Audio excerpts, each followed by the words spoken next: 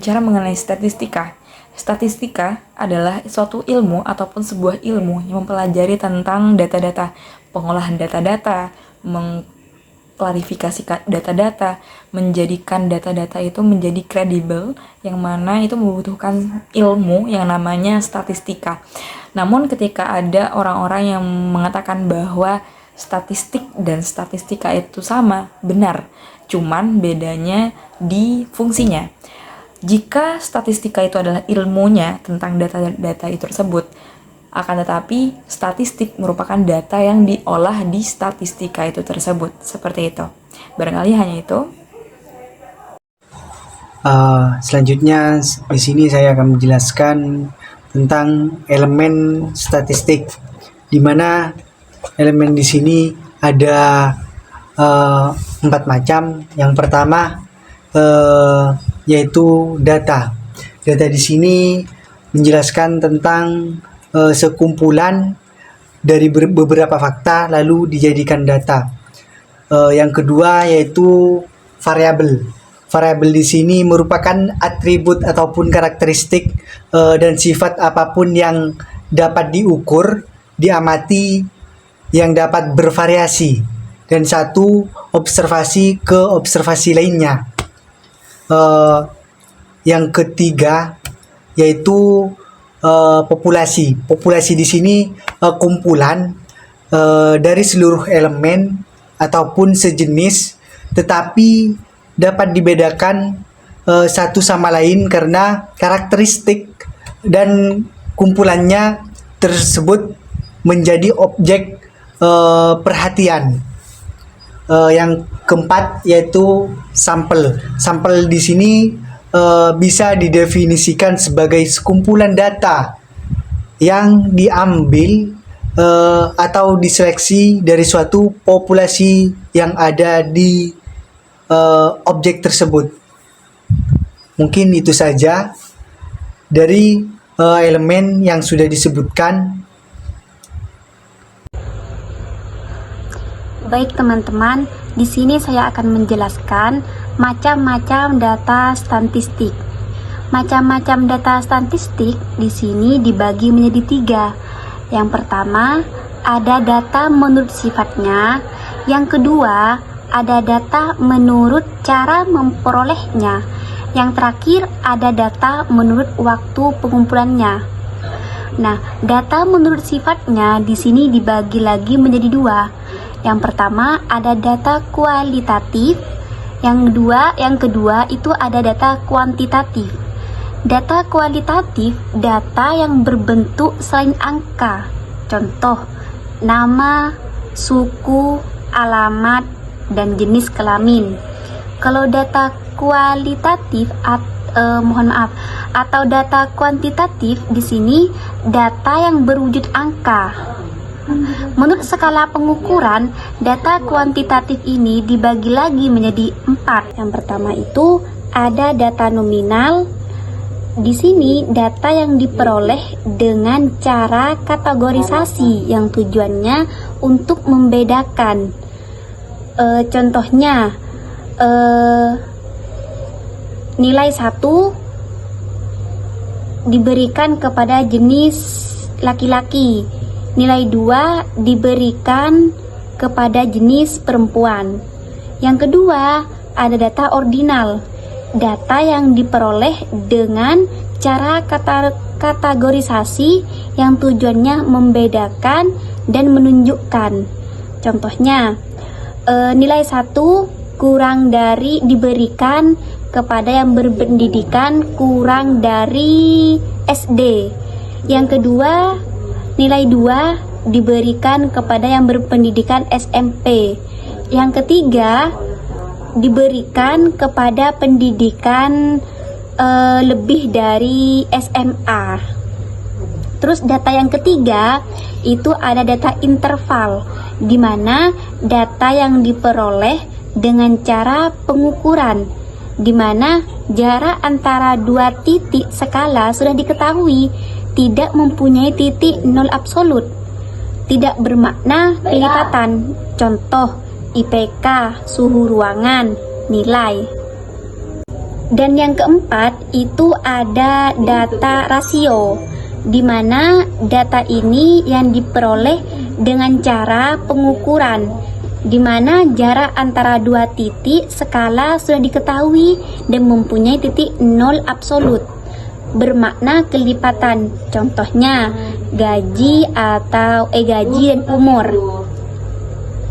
Nah, terus data menurut cara memperoleh di sini dibagi lagi menjadi dua.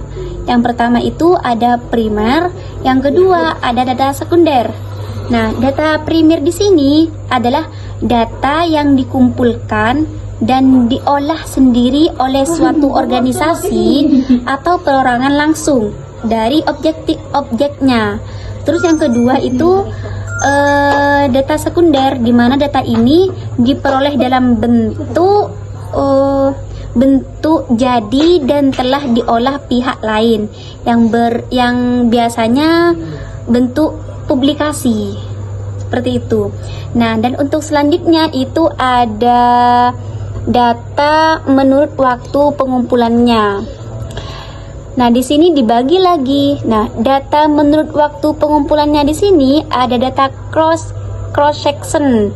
Nah, data tersebut data yang dikumpulkan dalam suatu periode tertentu, biasanya menggambarkan keadaan atau kegiatan dalam periode tersebut. Contohnya, data jumlah penduduk tahun 2010 menurut profesi. Terus yang kedua itu ada data time series. Time series adalah data yang dikumpulkan dari waktu ke waktu. Tujuannya adalah untuk menggambarkan perkembangan suatu kegiatan dari waktu ke waktu. Contohnya data inflasi Indonesia tahun 1998 sampai 2015. Nah, mungkin hanya ini yang dapat saya sampaikan, kurang lebihnya mohon maaf. Akhiran, assalamualaikum warahmatullahi wabarakatuh. Baik, lanjut di sini tentang jenis-jenis penyusunan data statistik. Jadi penyusunan data di sini dibagi menjadi 4 bagian. Yang pertama ada data nominal. Data nominal di sini merupakan data statistik dengan cara menyusun angka atau bilangan dengan berdasarkan kategori tertentu tanpa memperhatikan urutannya. Jadi semua data dianggap memiliki kedudukan yang sama. Proses ini juga dibantu dengan pemberian atau simbol. Sebagai contoh di sini yang pertama sebagai simbol untuk laki-laki dengan angka 1 dan untuk perempuan dengan angka 2 sebagai simbol untuk perempuan. Jadi itu contoh di bagian data nominal. Jadi lanjut ke nomor 2 yang dimana data tentang ordinal. Jadi data ordinal di sini merupakan data statistik juga yang cara menyusunnya dengan angka atau penomoran. Jadi beda ya dengan data sebelumnya, data nominal. Di sini data ordinal itu proses atau caranya itu dengan cara menyusun angka atau penomoran. Sebagai contoh di sini yang pertama caranya itu jika kita diperintah untuk mengisi kuesioner kepuasan pelanggan, biasanya terdapat pilihan 1 yang dimana 1 itu tidak baik dan angka 2 itu kurang baik dan angka 3 itu cukup baik dan angka 4 itu baik dan angka selanjutnya itu 5 sangat baik. Jadi hal ini menunjukkan penomoran awal hingga akhir tingkat kepuasan paling rendah sampai tertinggi. Yang ketiga data interval. Data interval di sini adalah merupakan data statistik juga yang mana penyusun angkanya itu tanpa kategori satu dengan satu lainnya. antara kategori satu dengan lainnya. Disusun berdasarkan jarak yang sama. Sebagai contoh, suhu 5 buah benda adalah 32, 35, 38, 41, 44. Kelima data di sini disebut data interval karena memiliki jarak yang sama.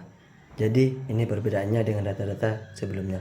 Yang terakhir nomor 4, data rasio. Data rasio di sini adalah data statistik.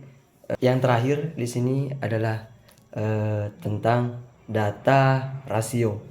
Jadi data rasio di sini merupakan data statistik yang cara menyusunnya dengan cara membandingkan antara satu dengan lainnya. Jadi data rasio di sini hampir sama dengan data interval, yang dimana perbedaannya data interval memiliki nilai 0 mutlak. Artinya nilai 0 pada data ini memiliki arti sebagai contoh, berat badan A adalah 15 kilo, sedangkan berat badan B adalah 30 kilo. Jadi dari contoh tersebut dapat disimpulkan badan B 2 kali lipat dari badan berat A. Seperti itu. Mungkin hanya itu dari saya. Sekian. Variabel itu ada 4. Yang pertama itu adalah variabel bebas terikat. Variabel bebas adalah variabel yang dipengaruhi atau menjadi sebab perubahannya atau timbulnya variabel terikat. Variabel terikat adalah variabel yang dipengaruhi atau yang menjadi akibat karena adanya variabel bebas. Terus yang kedua itu ada moderator. Moderator adalah variabel yang dapat memperkuat atau memperlemah hubungan antara variabel bebas dan terikat. Yang ketiga itu ada interfering. Interfering adalah variabel yang secara teoritis itu mempengaruhi hubungan antara variabel bebas dan terikat, menjadi hubungan yang tidak langsung dan dapat diamati dan diukur. Yang keempat itu ada kontrol. Kontrol adalah variabel yang dikendalikan sehingga pengaruh variabel bebas terhadap variabel terikat tidak dipengaruhi oleh faktor luar yang tidak teliti. Itu menunjukkan suatu fenomena, permasalahan ataupun pendapat umum. Statistik itu sendiri juga menunjukkan sebagai tujuan untuk mendeskripsikan atau memberikan suatu gambaran terhadap objek yang diteliti melalui data sampel atau populasi. Yang dimaksud di sini itu adalah hanya statistik bertujuan untuk menunjukkan suatu fenomena di mana juga bisa menjadi mendeskripsikan apa saja yang diteliti melalui data sampel atau populasi itu sendiri. Jadi itu saja yang dapat kami sampaikan atau saya sampaikan, kurang lebihnya saya minta maaf. Wassalamualaikum warahmatullahi wabarakatuh.